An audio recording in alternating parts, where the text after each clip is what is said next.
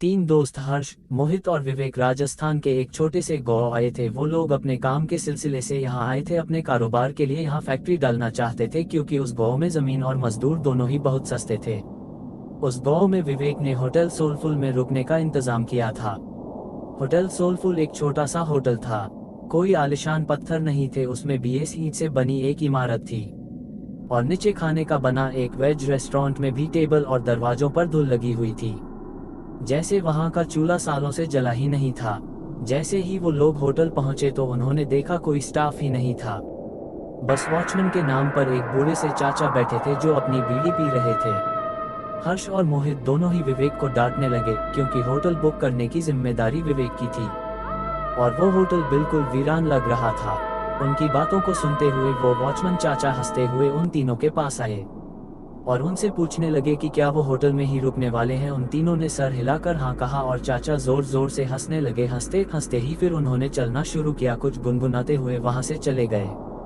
उन तीनों ने वॉचमैन चाचा को पागल समझकर उनकी बातों पर ध्यान नहीं दिया। तभी रिसेप्शन पर एक आदमी आया, एक लंबा सा घनी दाढ़ी वाला आदमी आया। उसने उन्हें रूम की चाबी दे दी। वो लोग ऊपर अपने कमरे में गए। उन्होंने अपना सामान रखा और कुछ देर आराम करने लगे। हर्ष को अचानक प्यास लगने लगी और कमरे में पानी नहीं था।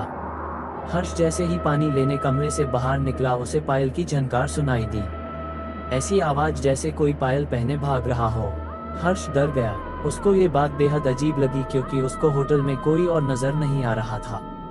अब उसके फ्लो के लास्ट कोने से पायल की आवाज के साथ साथ एक लड़की के हंसने की आवाज भी आने लगी थी।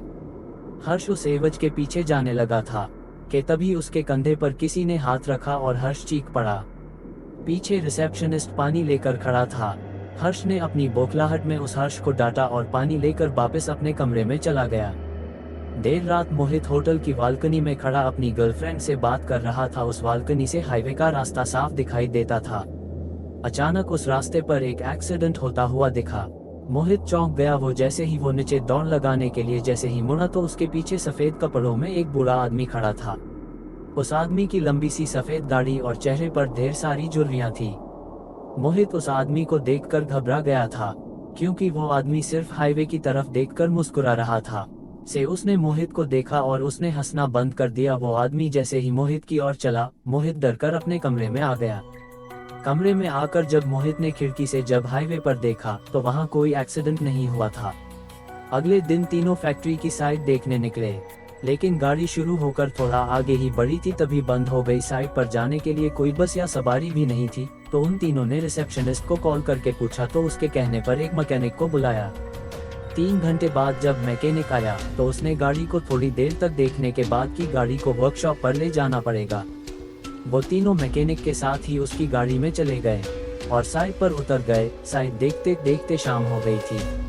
उनको मैकेनिक का कॉल आया कि उनकी गाड़ी पूरी तरह से बिगड़ चुकी है और वो कब तक बनेगी कहा नहीं जा सकता।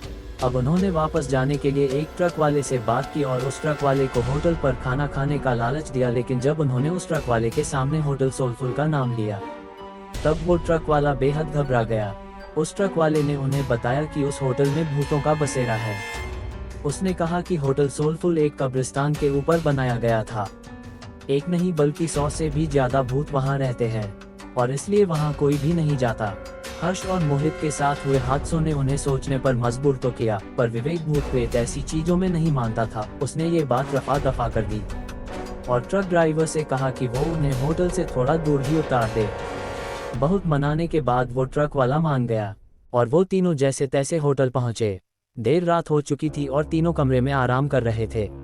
विवेक भी लेटे लेटे अपने फोन से खींची फोटो देख रहा था, लेकिन अचानक वो उठकर बैठ गया। ऐसा लग रहा था जैसे उसके होश ही उड़ गए हों। उनकी तस्वीरों में उनके ही कमरे में बहुत सारे बच्चे दिखाई दे रहे थे। वो बच्चे शायद उस होटल में बसे भूत ही थे। विवेक का पूरा शरीर ठंडा पड़ गया। उसने हर्ष और मोहित को जब फोटोज के बारे में बताया तो वो तीनों बहुत घबरा गए। वो उस होटल के रिसेप्शनिस्ट को ढूंढते हुए नीचे आए, लेकिन उस आदमी का नामो निशान ही नहीं था। वहां उन्हें वो बूढ़े चाचा बैठे हुए मिले। उन्होंने ये सब उस बूढ़े चाचा को बताया तो उस बूढ़े चाचा ने हंसते हुए कहा कि जब वो होटल के अंदर आए थे तो 4 आत्माएं तो उनकी गाड़ी के ऊपर बैठी हुई थी। उन्होंने बताया कि होटल सोलफुल में पिछले 20 साल से भूतों का बसेरा है। जब से होटल बना था तब से यहाँ के भूत होटल में आने वाले को जिंदा वापस जाने नहीं देते। किसी के एक्सीडेंट करा देते हैं तो किसी को आत्महत्या करने पर मजबूर कर देते हैं। फिर होटल की बालकनी की ओर इशारा करके बताया कि वहाँ देखो, वो सफ़ेद कुर्ते में एक बूढ़ा आदमी खड़ा है। उस आदमी ने यहाँ होटल बनाने से मना करा था क्योंकि ये जगह कब्रिस्तान की थी, लेकिन कुछ महीनों बाद होटल के सामने वाली रोड पर एक्सीडेंट से उस आदमी की मौत हो गई थी। और आखिर में उसने बताया कि उनकी गाड़ी ठीक नहीं होने वाली। वो गाड़ी अपने साथ कई साल ले गई थी। होटल में रहने वाले उन बच्चों की आत्माओं को वो गाड़ी पसंद आ गई थी और शायद इसीलिए वो तीनों अभी तक जिंदा भी थे। उस बूढ़े आदमी ने उन तीनों से अपनी जान बचाकर भागने को कहा। ये सब बातें सुनकर उन तीनों के पसीने छूट गए। उन्होंने फैसला किया कि वो तीनों अभी के अभी इस होटल से निकल जाएंगे। वो तीनों अपना सामान लेकर निकल ही रहे थे कि तभी उन्हें वो रिसेप्शनिस्ट मिला। वो तीनों उसे धक्का मार के वहाँ से तेज़ी से भागे। हाईवे पर आकर वो तीनों जा रही गाड़ियों से लिफ्ट मांगने लगे, लेकिन कोई गाड़ी रुकने का नाम ही नहीं ले रही थी। तभी वो रिसेप्शनिस्ट भागते हुए उनके पास आया और उनसे पूछा कि वो लोग भाग क्यों रहे थे। रिसेप्शनिस्ट उन्हें वापस होटल में वापस आने के लिए कहने लगा और अचानक से हवा के झोंके से उसका मफलर उड़ गया और उन तीनों को उसके गले में फांसी के फंदे का निशान दिखाई दिया। उन तीनों के पैरों तले ज़मीन खिसक गई थी। वो समझ गए थे कि यहाँ सभी मर चुके हैं और कोई भी जिंदा नहीं है। तीनों डर के मारे हाईवे के रास्ते पर भागने लगे थे। भागते भागते जब कुछ दूर पहुंच गए तो उन्होंने पीछे मुड़कर देखा, हवा में कई भूत उस होटल के चक्कर लगा रहे थे और बाहर खड़े वो रिसेप्शनिस्ट और बूढ़ा आदमी उन्हें देखकर अजीब तरह मुस्कुरा रहे थे। उस होटल के बारे में बात करने से वो तीनों आज भी घबराते हैं। उनकी जान तो बच गई थी, पर जिंदगी भर के लिए उनके मन में डर बैठ गया था।